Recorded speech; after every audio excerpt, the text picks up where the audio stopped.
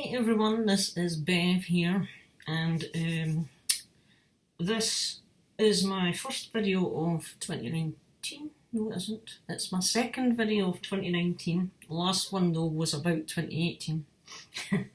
And this is going to be my vinyl community, music community vinyl tag for 2019. Now, I've never done this before, like one or two of the other guys who are newer. I watched some of the other ones from last year, but as I was just kind of lurking from about March last year and didn't start making videos till about May last year, I didn't feel I wanted to do it because I came late in the year, so later on in the year, but so I'm doing it now. Hopefully I'll get through it okay and that you haven't fell asleep by the end of it. So there is, let me see, 20 questions, and this is the first one, which is best find of 2018. Right, okay. Without a shadow of a doubt, and I found it online because you just cannot find it anywhere. You can't even find it online, but I found it online, so I was having it. And it's a bootleg, and it's Def Leppard, Sugar on the Rocks from the Hysteria tour. It is a live show, it's a double album, and it is very much a bootleg made up cover. And this cover is initially, it was a photograph or a poster pull-out thing from Smash Hits magazine. I actually had this back in the day in full colour, so they've used this for the cover. On the back cover they've used other newspaper articles from the Hysteria tour concert. Now the main reason I wanted this is because it's from the Hysteria tour in 1987. They kicked off in Ireland and the UK for the first leg of that tour, which lasted all the way into the end of 1988. It was about a full year on the road, at least. And this was recorded locally at the Edinburgh Playhouse on the 2nd of September 1987. So it's basically my local gig from the time. Now, I didn't get there. Unfortunately, I would be, at this moment in time, I would be 10 years old. Is that right? Yeah. I'd have been 11 on my birthday in this particular year, but I hadn't reached my birthday by September. So I would be 10 at this time that this was happening. And I was just discovering Def Leppard then, and so it was basically a timing thing. They had been and gone before I was aware they'd been and gone. So I missed out. And basically I missed out on seeing Steve Clark, the guitar hero of mine, because that was his last tour before he passed away. So to have this, and to have it from my local hometown it means a lot to me. It really means so much to me. There's two records. I've got one sitting just to the side. But what else is kind of nice about this is they did customise the labels as well for it. They're all different, but they're all kind of Def Leppard styled, and the vinyl's in mint condition. With bootlegs, of course, the audio isn't always wonderful. This one's decent. It's not amazing, but it's pretty decent, so it's listenable. And can I get this back in? And it set me back a few pounds. It was not cheap to get this either. It really was more than I ever wanted to pay for it. It was well over £100, unfortunately. But the chances of me ever seeing it again, God knows. So I just have to go for it. So that's that one, and I'm just going to move that over. Next question. Shout out to other VC channels. I'm just checking I've got things in the right order here, which I do have. Right, shout out to other VC channels who deserve more viewers. Right, I've listed 4 people here that I think need more viewers. everybody needs more viewers, I guess, but you know, myself included, I guess. I don't really care, to be honest, as long as somebody's watching, I guess. It's always nice to get more viewers, and it's even nicer to get comments. I think it was Cloudy Milder that said recently in one of his videos that what he loves the most about this whole video lark is the interaction with the people that watch and share your interests about music and opinions on music and discussing bands, etc., that we all love. So that's the main thing about it for me. So, but the 4 channels and I'll list them below so that you can very easily subscribe to them. First one up is your friendly neighbourhood metalhead. I just discovered him last night. His name's Tobias, he's Canadian, and he's just new to the VC, I think. He has a few videos up. He has about 13 subscribers at the moment, so that needs to be sorted. So his favourite, from what I've seen so far, he's into rock and metal. He's one of the younger guys, I think he's in his 20s, so he's possibly got slightly different tastes to, if you like, the older school generations, different generations, which is going to make things interesting as well. He's probably going to be introducing us to bands and vice versa. But he is into metal stuff, including Judas Priest, I'm guessing Maiden, Trivium, Disturbed.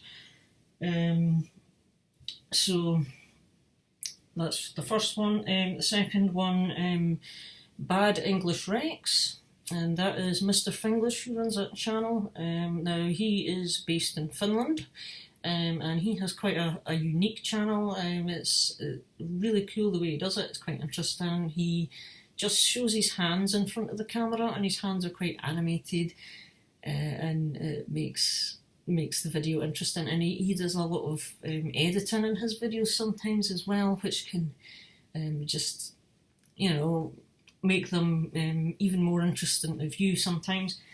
He's got a nice clear voice, so he has a lot of musical tastes. He has a big knowledge of his own country's music, as in Finnish bands, rock, folk style, metal, symphonic, quite a range of stuff, and he's just good at his videos as well. So if you've not subbed to Mr. Finglish, on you go, come on.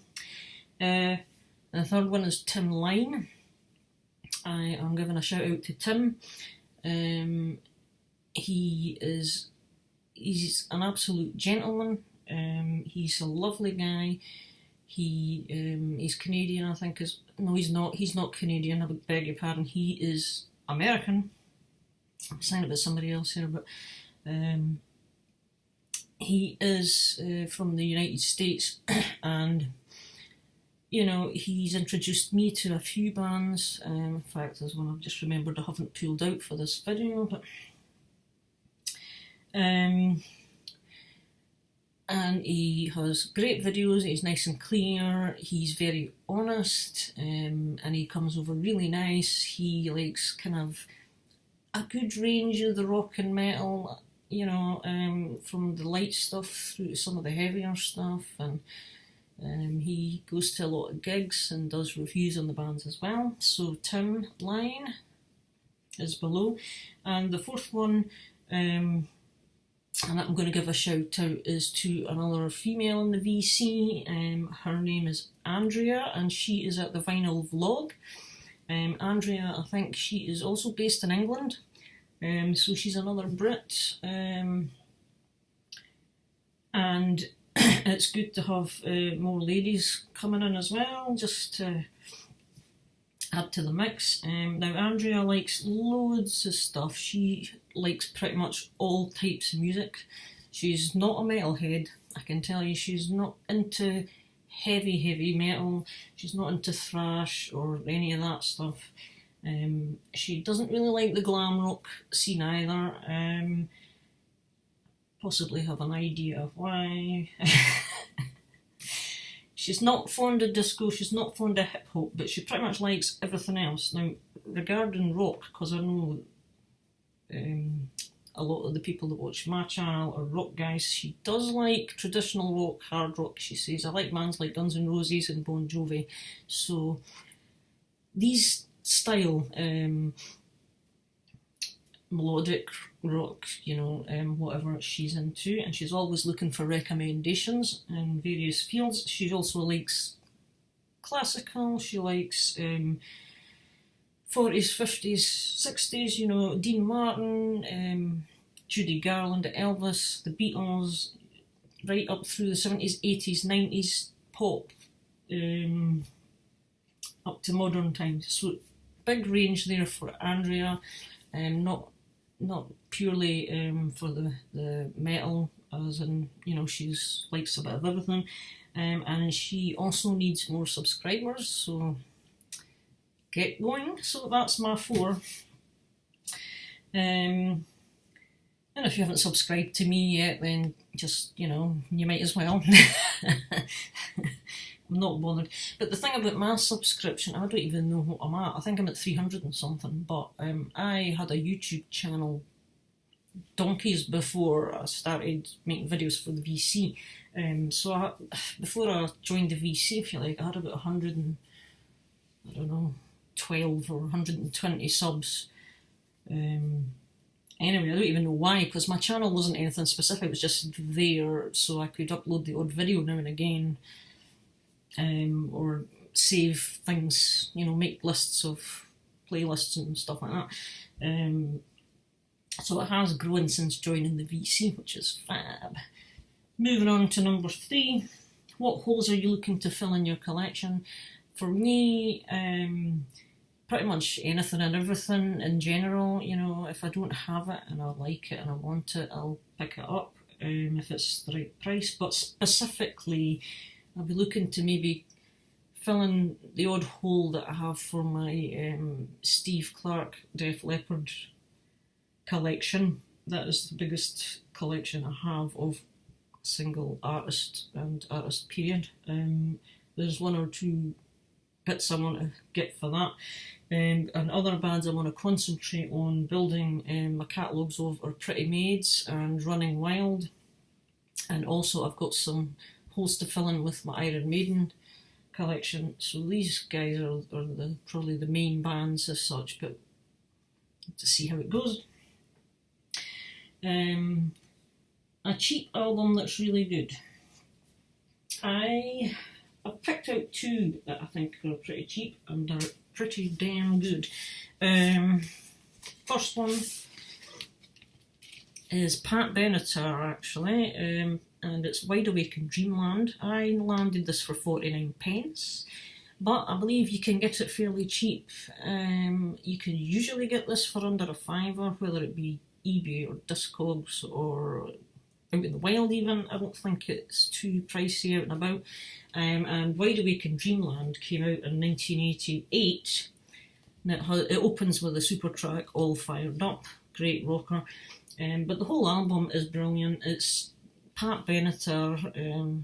She was just pretty solid throughout the 80s with just good hard rock. And the guitar work of Neil Giraldo, I've always admired him as well for his guitars. It's just subtle, interesting pieces of guitar that would come in and out of these songs now and again. So that's one. The other one, I think, it's kind of a blind buy this, but I've actually quite enjoyed it, so I'm glad to have it. And this one is Domain, or the band. And this is their debut album, which is titled Our Kingdom. This is, what year was this one again? I think it was 1988 as well, actually. Yes, 1988 on Front Row Records, this one. And they're a German band. They're kind of melodic hard rock. Probably a little bit in the vein of Bonfire or Giant. That type of thing, but yeah, nice melodic hard rock, good to listen to. And I think again, like Pat Benatar, you can grab this album for around about £5. So that's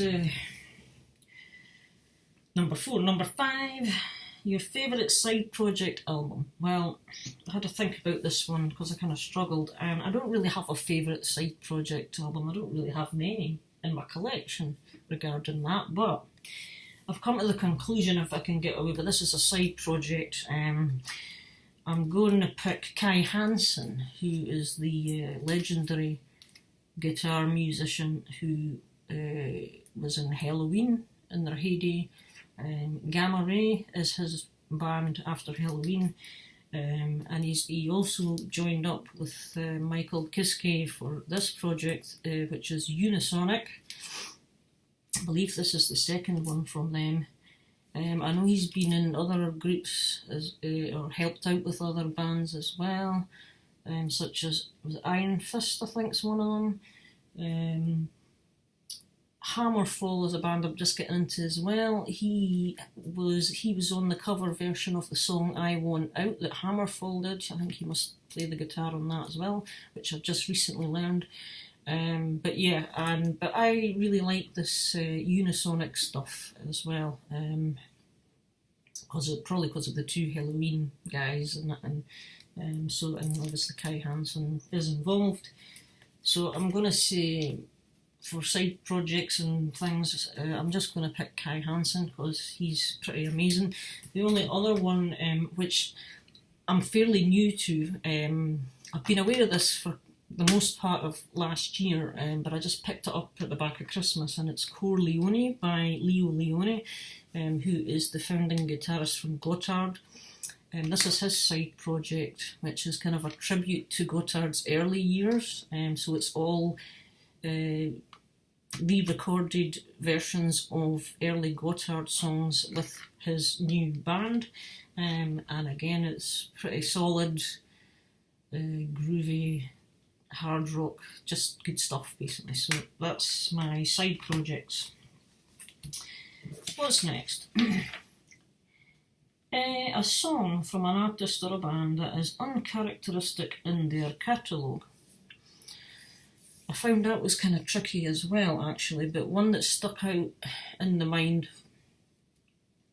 which might be kind of obvious actually for some people for me mentioning them again, but I'm going to say Def Leppard and Slang from the abysmal album Slang, and pretty much the whole album I guess would qualify, and I can't show you it because I used to have that, but it was chucked ages ago.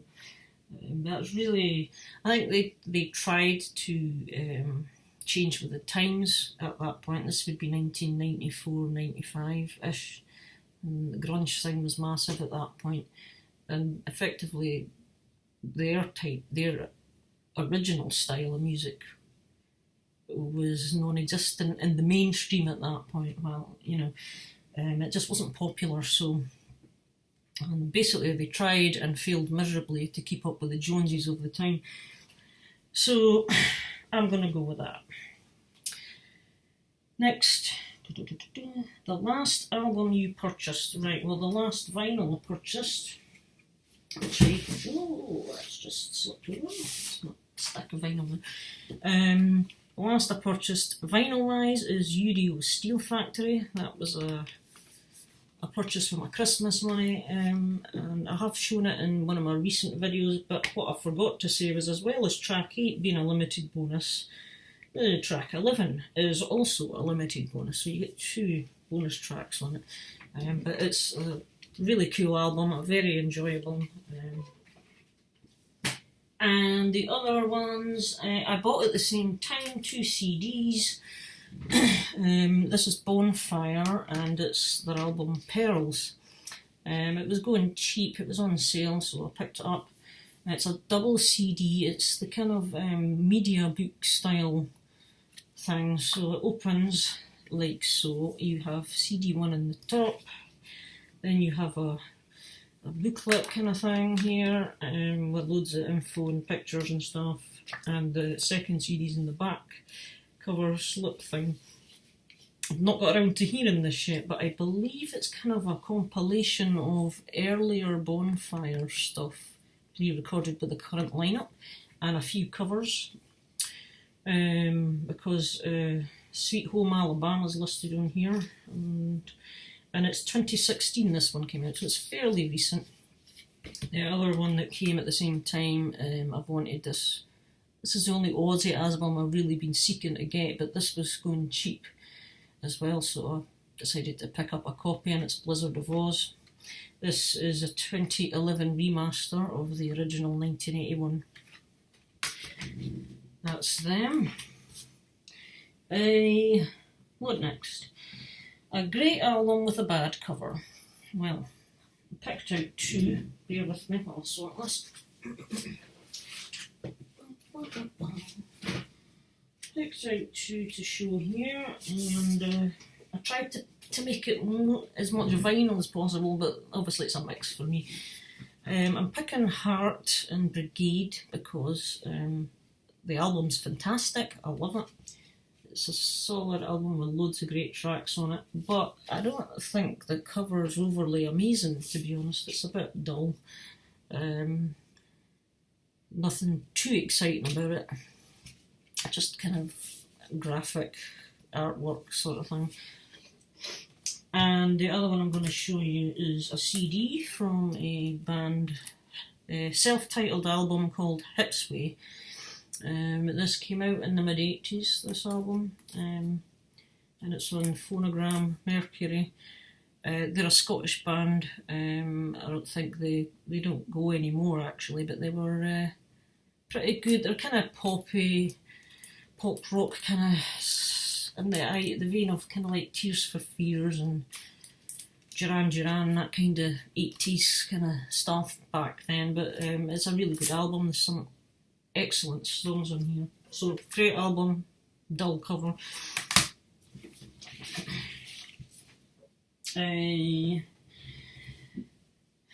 Now, a bad album with a good cover, yeah.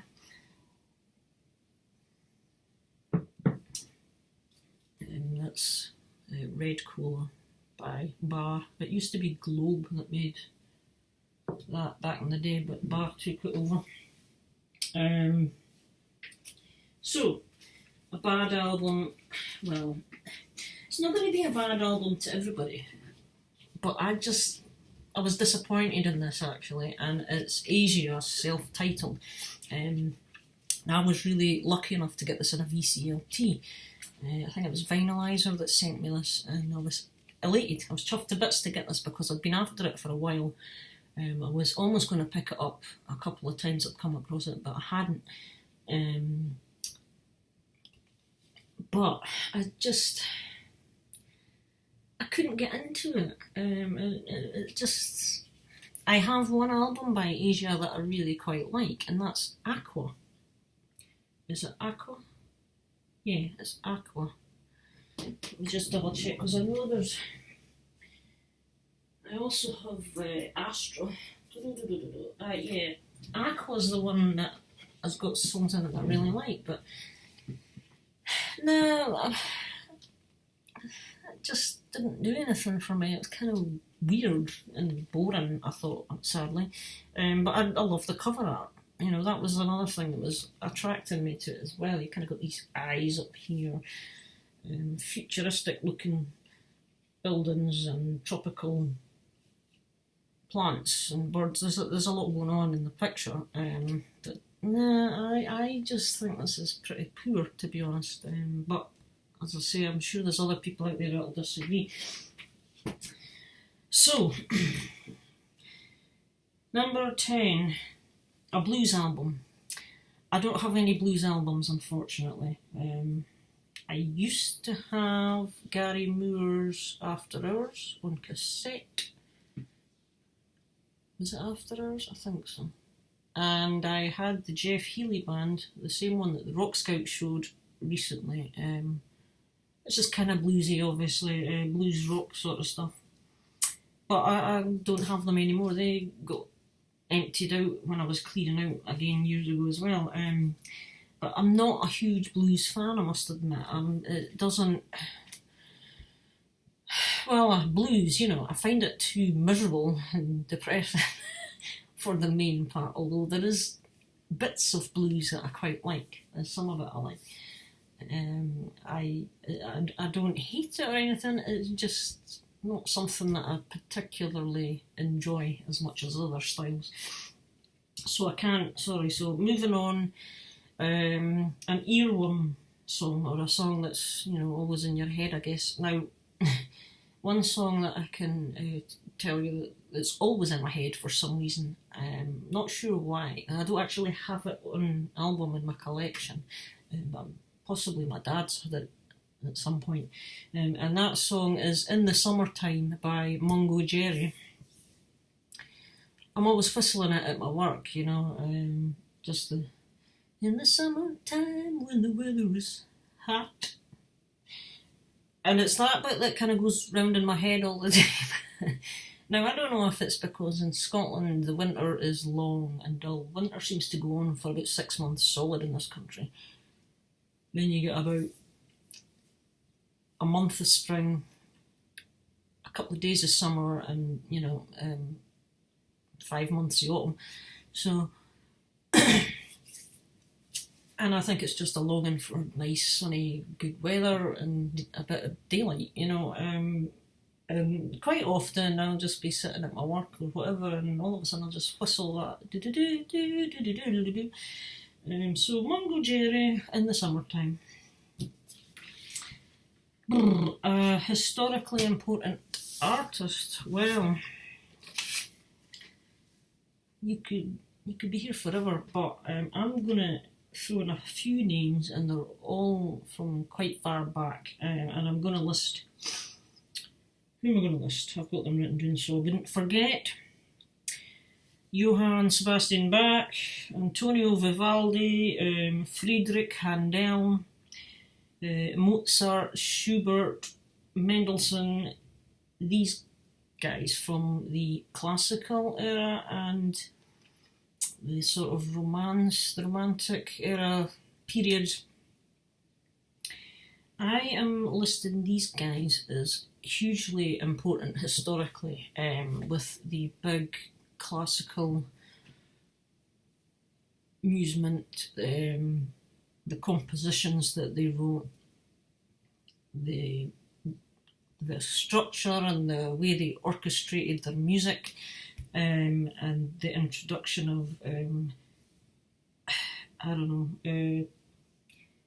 styles like the sonata, the symphony, the concerto, and then bringing in the melody and focusing things on certain patterns musically, because basically today's music, the rock, the hard rock, the metal, the blues, and all of the stuff that came up through the 60s and 70s, 80s, 90s, and to where we are today, even,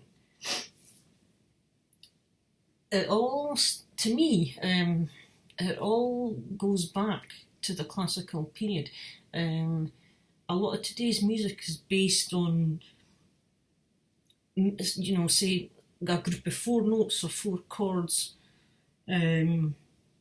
where there's I kind of wrote down notes here so I would kind of remember how to explain this, because I'm not a music theory expert whatsoever. I really don't know a lot about it, but I am aware of the influence that classical music has on today's music, and you might not believe it. Actually, you might not think that because of Megadeth's Peace Cells or whoever would have any connection whatsoever to Mozart or whoever, but they probably do, more so than most folk would actually realise.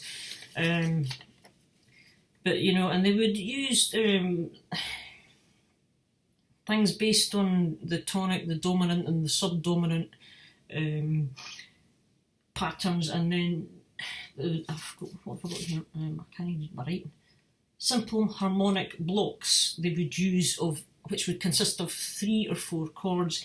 And today's music, a lot of bands base their rock tracks on the same patterns and the same groups of chords, the same arpeggio patterns, and guys like Mendelssohn and Schubert, and Mozart, they brought this melody into it, and that's why myself, I particularly have a huge respect and interest in, well, Steve Clark, he's my hero, and Randy Rhoads is another one. Even not so much, but Yngwie Malmsteen, these guys have a classical background themselves, so they kind of, the music that they wrote incorporated the whole classical. They could use the theory behind it all because they knew about it, whereas I don't. But it's trying to understand that, and of course I'm quite fascinated to understand the links between today's music and going all the way back. So, but you could say the same. It'd be the same for the Beatles and even the Ramones, Status Quo, just everybody.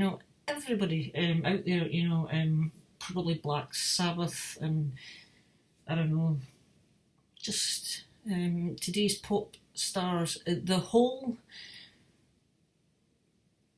of what you get today in pop and rock and modern music, it's all the foundations, if you like, were laid back with these classical geniuses.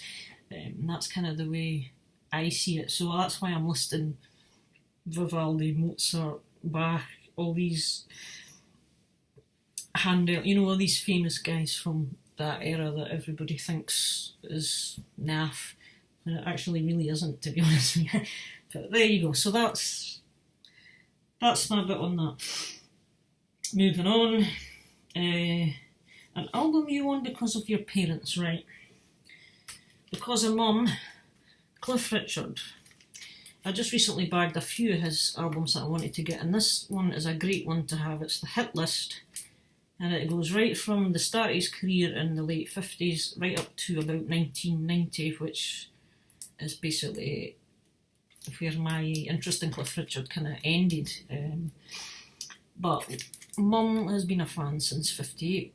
My brother and I were brought up with Cliff Richard playing in the house regularly, so, and it was his 70s and 80s stuff that I kind of really got into. Wired for Sound, We Don't Talk Anymore, Devil Woman, My Pretty One, Some People, Congratulations. And, Cliff Richard's career speaks for itself. If you're going to turn around and say he's rubbish, then, well, that's that's just your own private opinion, because thousands of others would disagree. That's that one. Because of Dad, I'm going to show, I have this Because of Dad related Big Country. Now, he had the 7-inch single for the song Chance that they released off this album in, was it 1983 or 84? The album's 83, so I think, yeah, it was 83. The song came out in 83. And Chance, it was the first song I'd heard by Big Country. It's the third track on this album. The album is called The Crossing, which is their debut album. They're Scottish, they're fairly local, they're just across the road from where I live. And they ended up being huge in the 80s, and this particular song kind of got me introduced to the kind of the guitar and sent me on the guitar or the hard rock, melodic rock route, if you like. It was one of the first songs where hearing this guitar sound amazed me, it's a song you kind of need to listen to get, because it's not a distortion sound, it's more of a clean, melodic, jangly kind of sound, but just, it's amazing. It's amazing. So yeah, thanks Dad, that was really cool. The whole album's fantastic. The best dollar bin find, right, okay, or cheap, blah blah blah. try and hurry this up. I know it's getting long. So I'm going to pick 3 here. I would say the best dollar that I found this for £1 at a car book sale, and it's Alison Moyet, and it's her Rain Dancing album, which has 2 of her big hits, Is This Love and Weak in the Presence of Beauty. Now, I'm not overly into Alison Moyet, but I did like a lot of her hits from back in the 80s. She was very popular in the 80s. And this was £1. It's an original pressing, and it's absolutely in mint condition.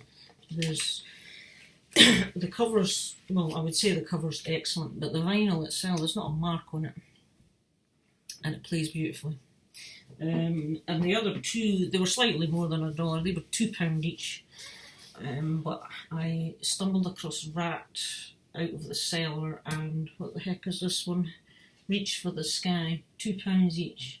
Again, they're not in the greatest of conditions then. There's a bit of cover wear, but the records play very nicely indeed. So that was what I picked up there. Now, favourite double album.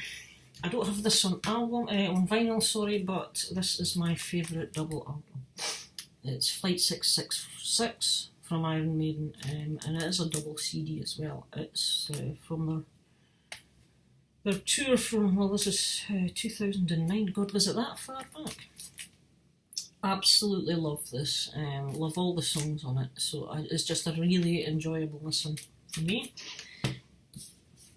An album you learned about from the VC in the last year. Now, this is the one.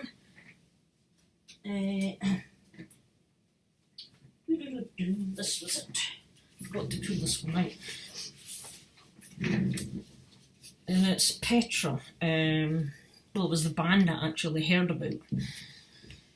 Now, this is Back to the Street, this album. So this came out in the mid-80s, 1986 this is. And I have Dude 1973 and Tim Line, you guys to thank for kind of introducing me to Petra. Because from your references to them, I investigated and decided I'm having a piece of that, and I really love this album. I've also got the one after it, which is This Means More. So the Christian melodic rock band, really good stuff. The other one, I'm going to say Savatage, The Dungeons Are Calling. Although this has Sirens and The Dungeons Are Calling on it. Cloudy Milder can take the main credit for this one. Also the Rock Scout. These 2 guys have been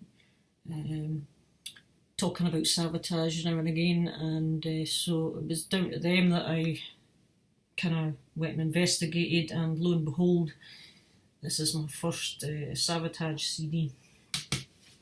Great stuff. A 10-inch record. I don't hold any 10-inch records at the moment, sorry. A 7-inch record. This was another golden find this year. It's Def Leppard Rock Brigade. It's there in English. Rock Brigade. This is a Japanese promotional release. It's not an official single.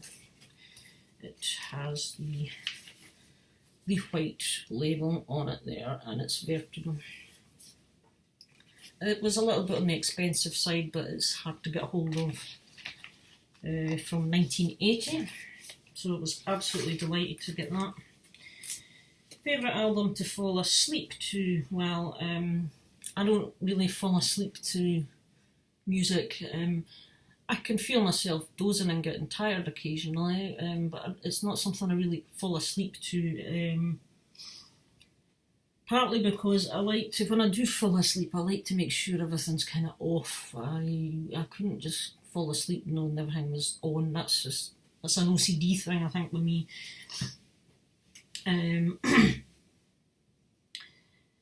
However, I don't know. It's not really something.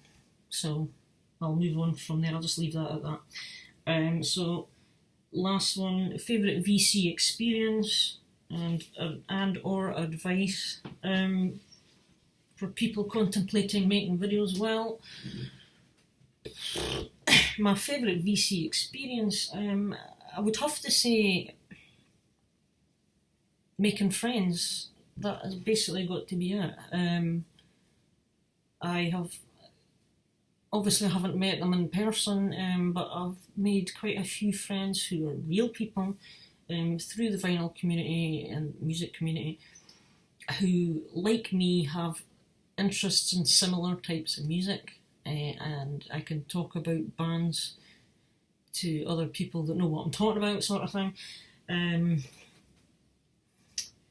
So, you know, that's the main thing. The most valuable thing is the interaction with other people, and from my own personal experience, I've come across nothing but lovely people.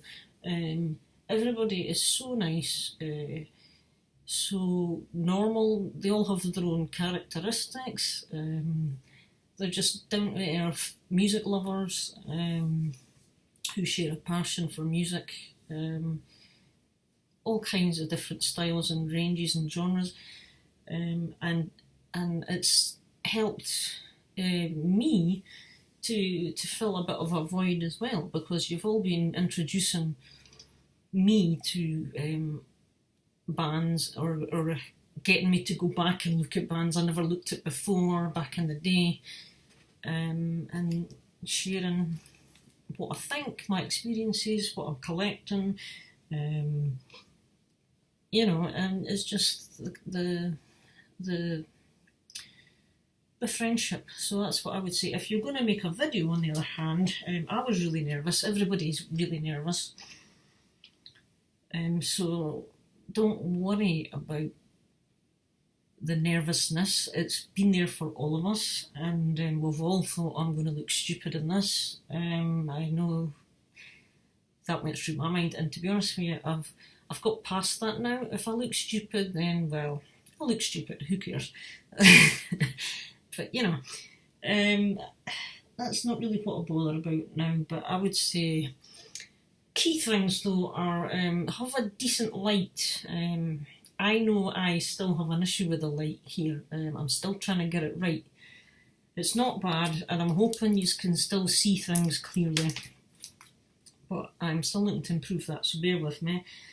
Have a good light. Make sure you're quite well heard, that your voice is audible, and play it back to yourself, or just see how loud you sound. If you can maybe move a microphone or whatever, depending on your setup. And if you're using a mobile phone, sometimes I think it's a good idea to sit your phone landscape way instead of portrait way, because if you do it landscape, you kind of get the wider screen without the black cut and things at the side, so you get the wider screen, and just be natural, be yourself. Sometimes it's a good idea to plan in your head maybe what you want to talk about.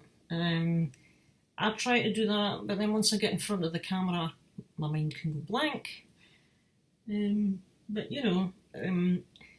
don't worry about things like editing either. I would say just if you want to bring that in, do that later, but you don't have to. The main thing is you just be yourself. You put over what you want to present, and that's basically it. So, right, I'm going to end this now, but thanks to everybody. Get subscribing to the guys below that I've mentioned here, and if you've got any comments or questions about anything I've shown, put them below, and thank you very much for sitting for 45 minutes. Take care, bye bye.